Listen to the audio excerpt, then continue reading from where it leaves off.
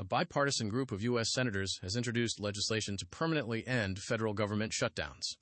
The proposal aims to replace current funding deadlines with automatic continuing resolutions if Congress fails to pass a budget. This measure is intended to stabilize federal agency operations and protect government workers from recurring financial uncertainty. If passed, it would fundamentally change the way federal spending is managed. Lawmakers hope this will force long-term fiscal planning over political brinkmanship.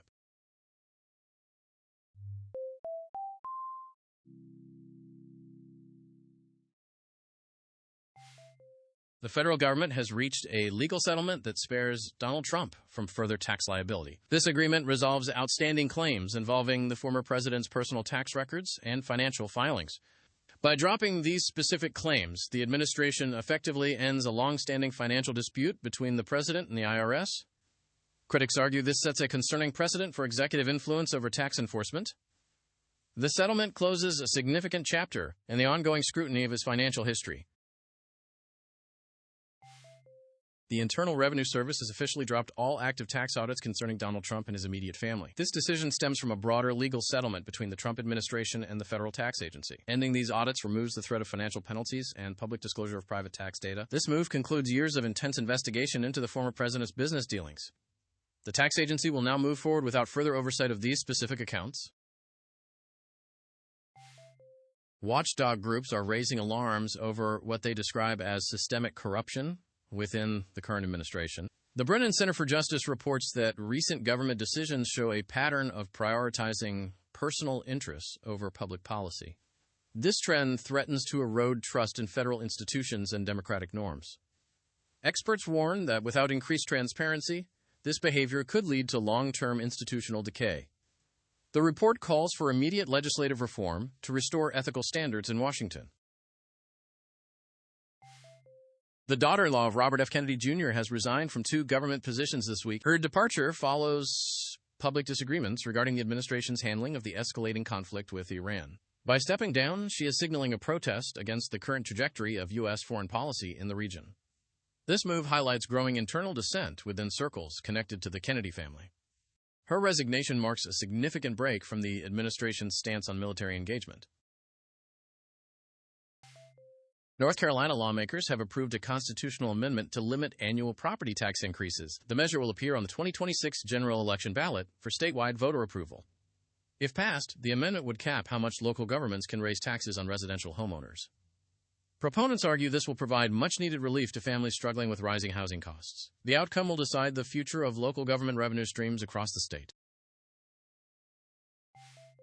Gubernatorial candidates in Wisconsin are outlining competing plans to address the state's growing childcare crisis. The proposals range from direct tax subsidies for working families to increased state funding for daycare infrastructure.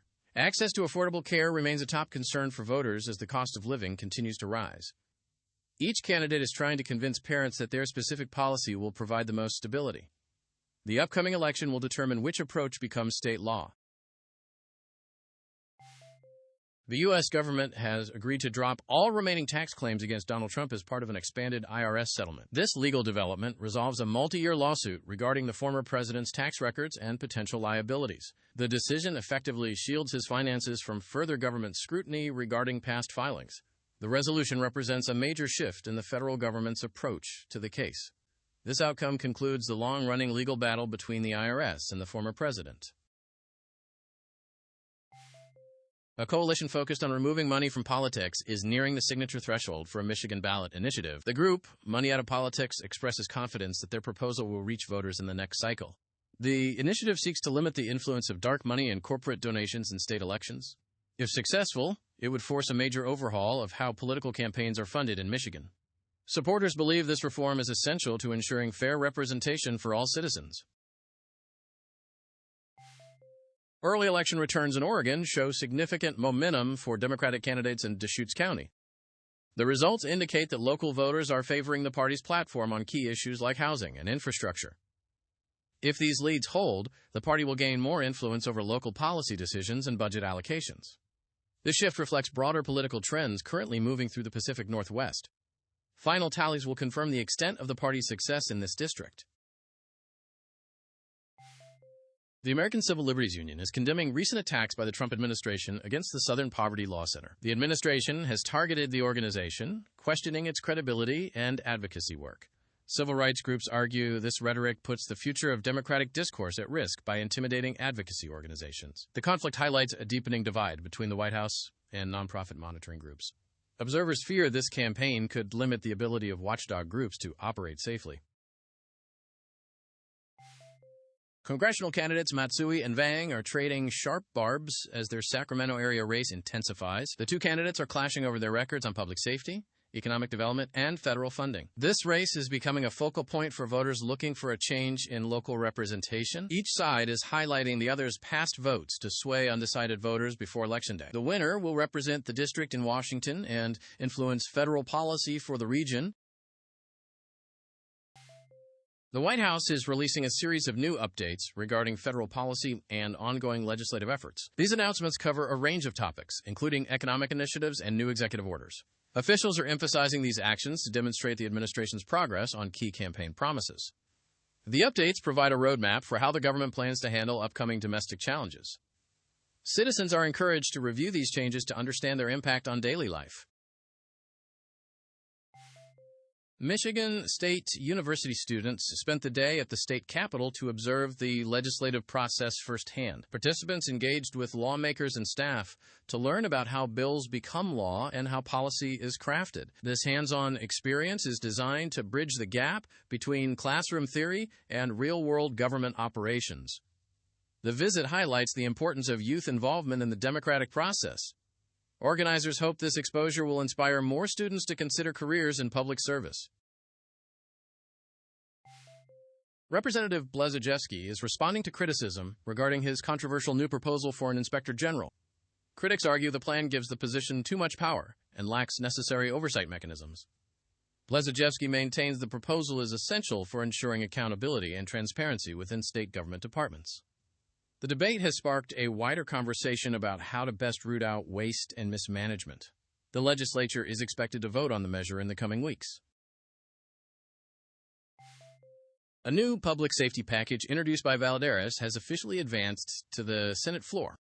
The legislation includes funding for local law enforcement and new initiatives to combat rising crime rates in the district. Supporters argue the plan will provide police with the resources necessary to keep communities safe. Opponents have raised questions about the cost and the effectiveness of the proposed strategies.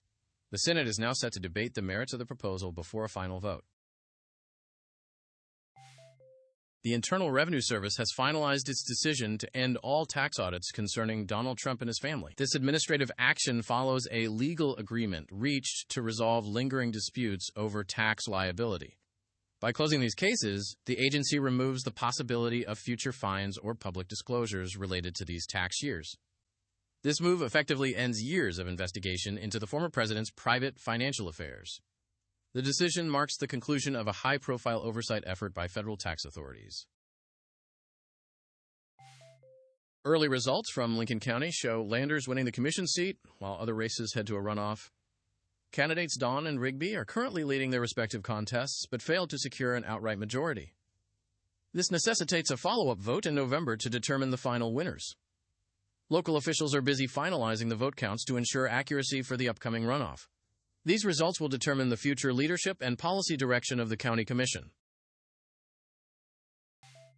Maryland officials are facing questions after spending $180,000 to host VIPs at the Preakness Stakes. The guest list included executives from Churchill Downs, the racing company currently managing the event. Critics argue the taxpayer-funded expenditure is an inappropriate use of state resources during a budget crunch. The governor's office is now defending the spending as a necessary effort to promote the state's tourism and racing industry. The controversy has sparked calls for stricter oversight of state hospitality budgets. Bosnia and Herzegovina continues to navigate complex political challenges within its multi-ethnic federal structure. The nation is struggling to balance the interests of its diverse population while maintaining a functional central government. Recent tensions have highlighted the difficulties of governing under the current power-sharing agreement. These internal divisions often lead to legislative gridlock and stalled economic progress. International observers are monitoring the situation to ensure regional stability remains intact.